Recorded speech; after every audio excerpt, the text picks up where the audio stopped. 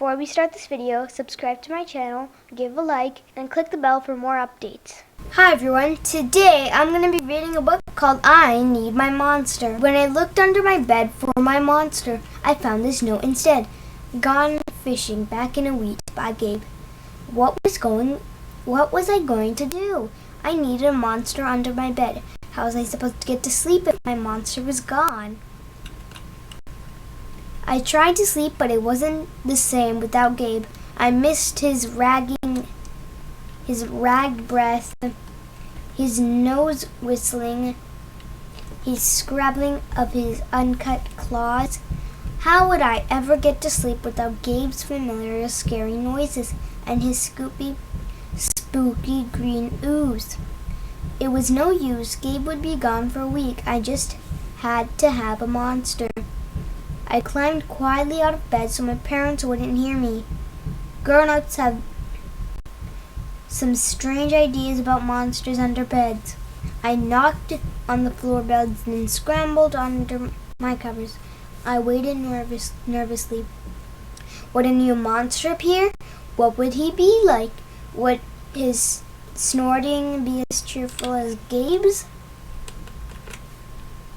When I heard some creaking under my bed, I knew that the substitute monster had arrived. Good evening, said a breathy voice. My name is Herbert.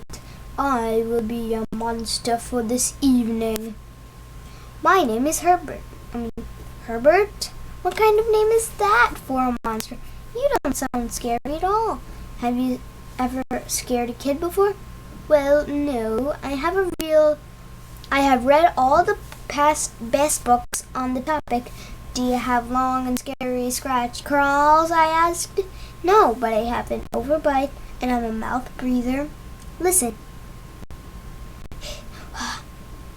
Heh ha heh ha heh ha heh ha heh ha heh ha heh ha heh ha.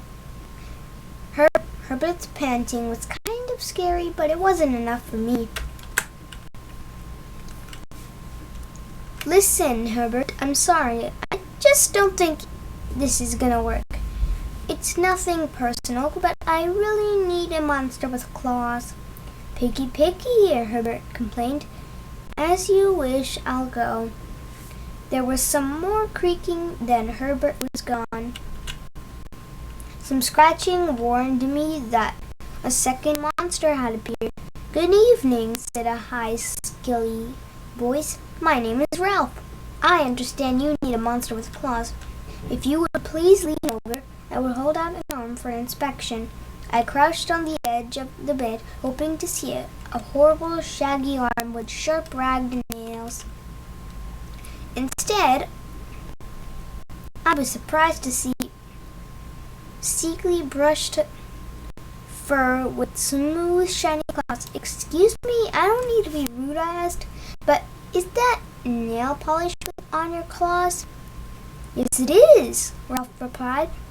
I believe professional monsters always be well groomed.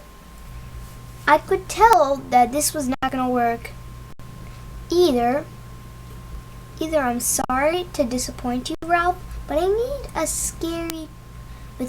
a monster with scary claws, like Gabe's, I thought. I heard some more scratching, and I knew Ralph was gone. 1 minute later, a third voice came from under the bed. Check out these claws, kid. I gathered my courage and peered over the edge. The claws were impressive, jagged and dark and razor sharp. So far, so good. I was a little nervous. Could you stick out your tail? I whispered. Sure, but don't get scared. I peeked through my fingers at the slimy tail slithering all over my foot and of my... Sorry, it's nighttime. I peeked through my fingers at the slimy tail slithering over the foot of my bed. That's when I noticed the bow. Are you a girl monster? Of course I am, she snapped. I'm Cynthia. Do you have a problem with that? Yeah, I do, I admitted. I definitely need a boy monster. Boy monsters are for boys, and girl monsters are for girls. Everybody knows that. Well, aren't you a piggy one? She sniffed, and then she was gone. Was I being picky? No. I knew that my monster needed to be well-clawed and menacing. The whole part of having a monster, after all, was to keep me in bed, imagining all the scary stuff that could happen if I got out. Then I heard a shuffling noise and some slobbering. A fourth monster was under my bed. Hey, that's Mac. One look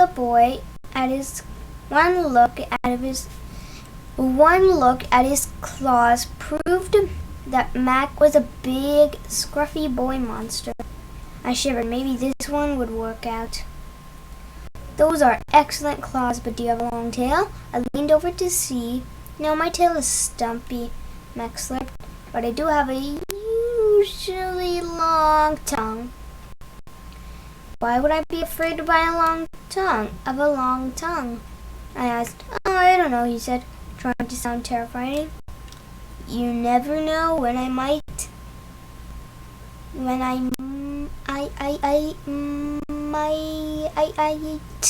lick you. I fell back in the bed laughing. Well, you're not even trying to work with me, Mac whined. I held my giggle. I really don't think you should send me away, he warned. Kids who reject 5 monsters in one night. I did not reject 5 monsters tonight, I interrupted. My regular monster went fishing. Fishing, eh? Maybe you just left because you're so picky. Fine, I'm out of here. But wouldn't expect another monster tonight if I were you. How was I ever going to sleep without my monster? I was surprised to hear more creaking under the bed. Loud creaking with scratching. I thought no more monsters were going to appear tonight. I said, I'm sorry I'm late. Phew, it was Gabe. I thought I would enjoy fishing, but I didn't, he explained. Those fish scare too easily. No challenge at all. You, however, are challenging, my friend. You are almost too old to be afraid of monsters. You keep me on my toes. Toes, a delicious snack. The bed quivered as Gabe's stomach rumbled with hunger. Now, if you don't mind, I'd like to start the evening with the... Wait, what does it say? Ominous puddle of drool. I peeked over the edge of the bed. Green ooze spread soundlessly from underneath. Then the bed trembled as Gabe unfurled his spiky tail. He was daring me to guess where he might pop up. I shivered. So, you had some substitute monsters tonight, Gabe said, sharpening his claws on my bedpost. So, you had some substitute monsters tonight, Gabe said, sharpening his claws on my bedpost. Were you scared? Then Gabe started tapping. I could tell he wanted to know if I still needed him.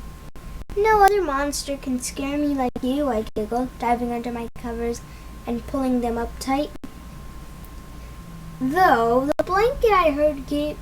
Through the blanket I heard Gabe's soft, comforting snorts. Ha! I knew it. We made it for each other, he growled. When my blanket started to slip off the bed, I knew Gabe was ready to eat. Now, if you could please stick your foot out, He said, "I'd like to nibble your pinky." I yanked my blanket back up and scrunched my feet so Gabe couldn't get them. "No toes tonight, but you can have this," I offended, pushing a pillow off the bed. I didn't even hear it hit the floor. Gabe was back. The ooze was perfect. Everything was back to normal. I shivered again. I'd be asleep in no time. The end. So I hope you enjoyed this book, and I hope to see you in my next one. Thank you for watching. If you like this video, please subscribe to our channel and give a thumbs up. I will see you in our next video. Bye!